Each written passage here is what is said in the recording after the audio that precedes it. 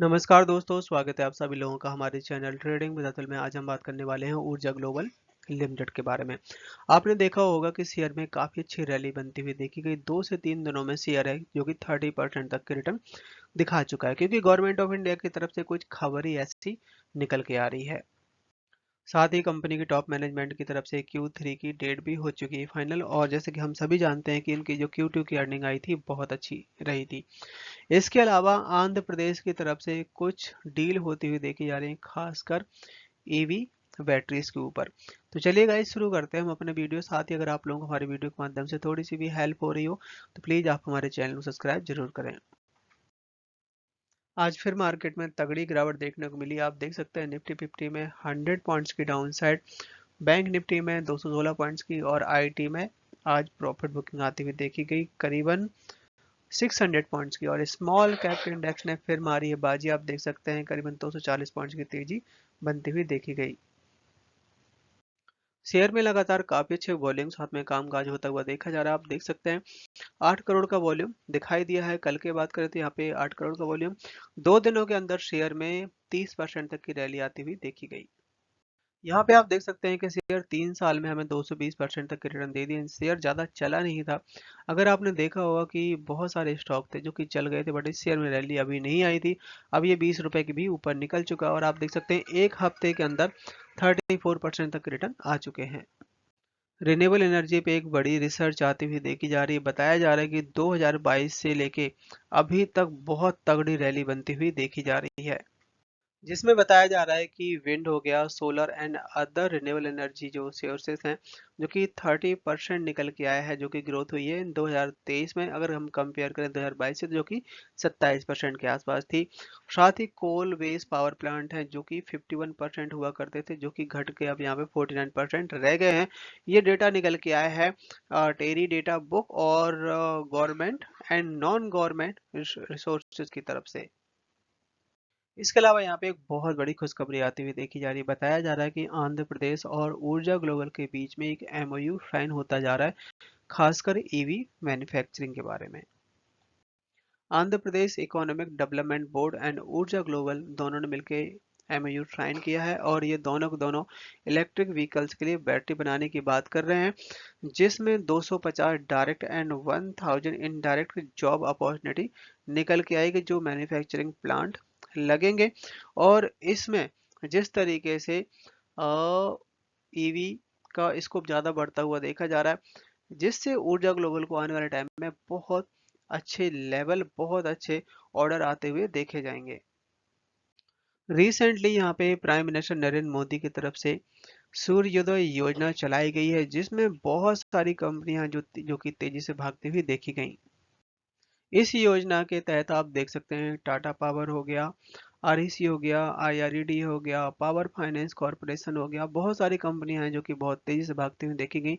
साथ ही यहाँ पे हेवल्स इंडिया, के आई इंडस्ट्री, एपीएल अपोलो, इसके अलावा यहाँ पे आप देख सकते हैं कि स्ट्रक्चर स्टील पाइप, इन सब में रैली बनती हुई देखी गई, क्योंकि 1 करोड़ घरों में यहाँ पे सनरूफ लगाने की बात कही गई है, जिसमें सारे के सारे स्ट्रक्चर यहाँ पे बनाने पड़ेंगे, और उससे रिलेटेड सारी कंपनियों को बेनिफिट होने वाला है। इस योजना के चलते यहाँ पे करीबन 55,400 करोड़ की इन्वेस्टमेंट की बात कही गई है। और ब्रोकरेज का कहना है यहाँ पे ये भी है कि इस योजना के तहत जितने भी रूरल एरिया हैं यहाँ पे बहुत बढ़िया डेवलपमेंट हो सकती है, जहाँ पे इलेक्ट्रिसिटी नहीं है, जिसमें यहाँ पे पहले पे करना होगा। इसका गवर्नमेंट इसमें वापस भी काफ़ी हद तक करने वाली है, जिसमें यहाँ पे टोटल जो फंडिंग होगी फाइनेंशियल कंपनी की तरफ से वो रहने वाली है 25,000 करोड़ की। बाकी खुद से अपने तरफ से करने वाले हैं। तो इस योजना के तहत बहुत ज़्यादा बेनिफिट मिल सकता है आने वाले टाइम में।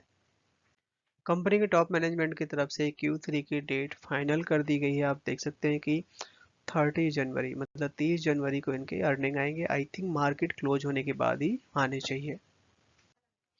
और जिस तरीके से आपने देखा होगा अभी रैली बनती हुई देखी जा रही थी सारे के सारे पावर सेक्टर और ग्रीन सेक्टर में, बताया जा रहा है कि आने वाले टाइम में जो अभी बजट आने वाला है, बजट में जीएसटी का जो रेट है वो कम हो सकता है, जिससे अपने यहाँ पे और भी ज़्यादा इन्वेस्टमेंट है, जो हम कंपोनेंट यूज करते हैं उन सब में फ़र्क पड़ेगा, और कॉस्ट बाई बहुत सस्ता होने वाला है। क्योंकि अगर गवर्नमेंट चाहती है कि आने वाले टाइम में जल्द से जल्द हम अपने टारगेट अचीव कर पाएँ, इलेक्ट्रिक गाड़ियों में खासकर यहाँ पे बजट का बहुत इम्पैक्ट पड़ेगा। क्योंकि आपने देखा होगा कि बैटरी बहुत महंगी है इस समय, बैटरी का ही रोल है रिन्यूएबल एनर्जी में और कार में भी। तो यहाँ पे बैटरी के जो प्रोडक्ट्स हैं और आपके विंड टरबाइन है, सोलर है, इन सब में अगर जीएसटी कम होता है तो इन सब की डिमांड बढ़ेगी और ये काफ़ी हद तक प्रोडक्ट सस्ते हो जाएंगे, जिसमें 2030 तक हम 500 गीगावाट रिन्यूएबल एनर्जी का जो टारगेट है जल्द से जल्द भी अचीव कर पाएंगे। आज के दिन शेयर ने हाई बनाया 23.75 का, लो बनाया यहाँ पे 20.20 का, क्लोजिंग दी है 24 रुपए पे। करीब 20% तक की रैली होती हुई देखी गई। चार्ट पर नजर डाली जाए तो यहाँ पे आप देख सकते हैं कि यही शेयर हमने आपको 8 से 9 रुपए के आसपास बाय करने के लिए बोला था, वहां से शेयर ऑलमोस्ट डबल हो चुका है। अभी रिसेंटली गवर्नमेंट ऑफ इंडिया की तरफ से करीबन 6.1 बिलियन एफडीआई की मंजूरी दी गई थी, खासकर रिन्यूएबल एनर्जी में। तो आज के दिन इसमें कुछ बड़े खुलासे होते हुए देखे जा रहे हैं। गवर्नमेंट की तरफ से यहाँ पे बड़ी खबर आती हुई देखी जा रही है। जैसे कि अभी हम बात कर रहे थे कि 6.1 बिलियन की बात कही जा रही थी, बट आप यहाँ पे देखिए 83% तक की जो इन्वेस्टमेंट है वो इंक्रीज होती हुई देखी जा रही है, करीबन 16.5 बिलियन डॉलर पहुंच चुका है। और 2024 में और तगड़ी रैली बनती हुई देखी जाएगी, यहाँ पे और भी ज्यादा इन्वेस्टमेंट आ सकती है। तो यहाँ पे 2024 में काफी बड़ी इन्वेस्टमेंट आ सकती है, खासकर रिन्यूएबल एनर्जी में, जो कि 16.5 बिलियन हो सकता है। बताया जा रहा है कि इस समय जिस तरीके से रिन्यूएबल एनर्जी का कारोबार बढ़ता हुआ देखा जा रहा है और हमें अपने इंडिया में कार्बन लेवल 2070 तक खत्म करना है, तो यहाँ पे 50% रिड्यूस कर दिया जाएगा पावर जनरेशन फ्रॉम फ्यूचल फ्यूल, मतलब कोयले से जो इलेक्ट्रिसिटी बनती है उसको 50% कम कर दिया जाएगा 2030 तक।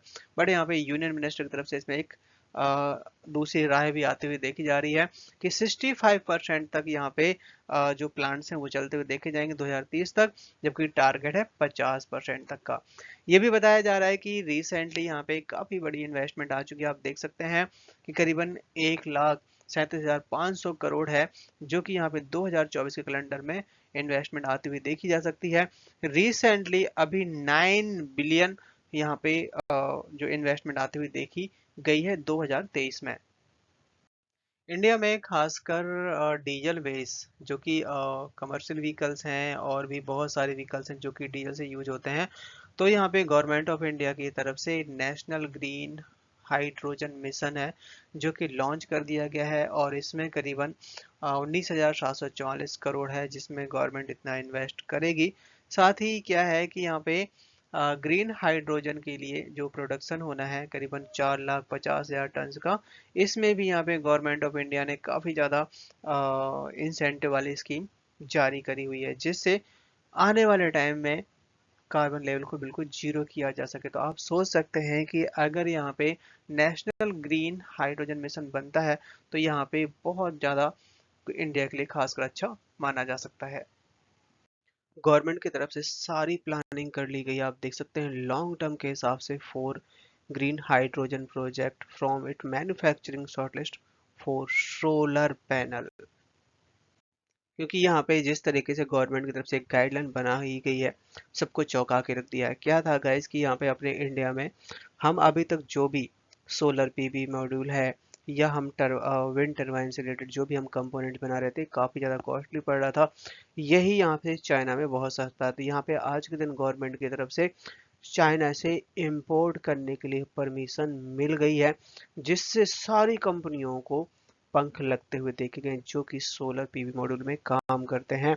क्योंकि बाहर से जो माल आ रहा है वो सस्ता आ रहा है, वो उसका इम्पैक्ट सीधे इनकी कॉस्ट में पड़ने वाला है।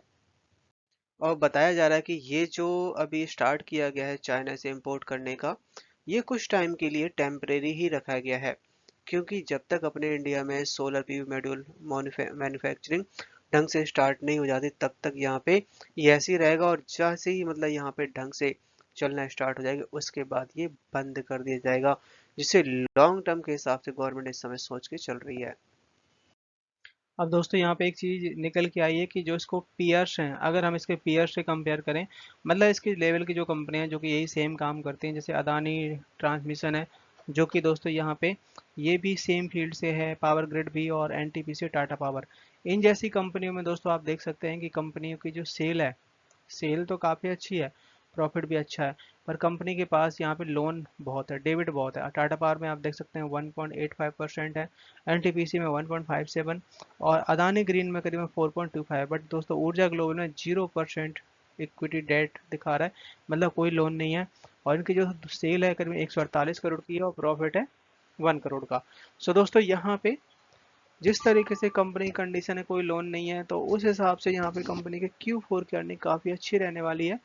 तो जैसे ही दोस्तों यहाँ पे कंपनी, क्योंकि अभी तो सिंपल 1 करोड़ का ही प्रॉफिट है, और जैसे ही दोस्तों अगर एक प्रॉफिट अगर 2-3 करोड़ का निकल के आता है तो शेयर में बहुत अच्छी तेजी देखने को मिल सकती है, क्योंकि इसका कारोबार बहुत अच्छा है।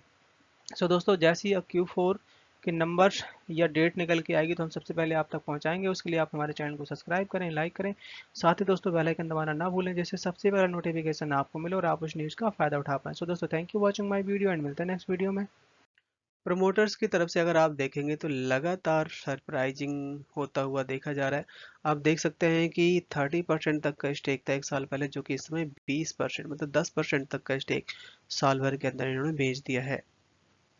एफआईआई ने अपनी होल्डिंग बिल्कुल जीरो कर दी है। सितंबर में तब भी 0.07 थी, जो कि इस समय ना के बराबर है। पर वहीं पे आप देख सकते हैं कि 80% तक की होल्डिंग हो चुकी है पब्लिक की तरफ से, जो कि एक साल पहले 70% की थी।